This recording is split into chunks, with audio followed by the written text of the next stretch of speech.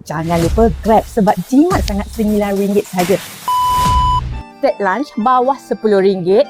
Sugar bun ada. Jom untuk info, sugar bun merupakan jenama dari Sarawak. Terkenal dengan roasted chicken. Rasa dia lain sikit dari fast food biasa. Ianya lebih berempah dan tak kering. Jimat weekday lunch RM9 je. Lepas tu kalau korang rasa tak cukup RM9 tadi punya portion, korang boleh upsize.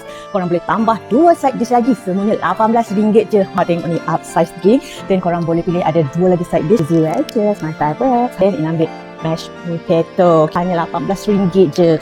Oh ya, sebelum tu ni nak inform, jimat weekday lunch ni promo dia sehingga bulan Ogos tau. So jangan lupa Grab sebab jimat sangat RM9 sahaja. Dia bermula pukul 10 pagi sehingga 3 petang. So time lunch hour tu nak jimat datanglah sini. Memang jimat, kalau rasa tak cukup tu boleh upsize lagi RM18 dapat macam ni. Yang dia juicy. Wow, crispy outside, juicy inside, okay? Okay, ni sugar bun best combo lah, korang kena try. Kena add on ni. Ini memang suka gila. Tak mahu sedap macam dia. Satu lagi, nak lupa nak bagi tahu. Special kat sini. Kat Outlet Bangi dia ada kad setia Bangi macam ni. Korang berbelanja RM11 dapat 1 chop tau. Dapat 5 chop.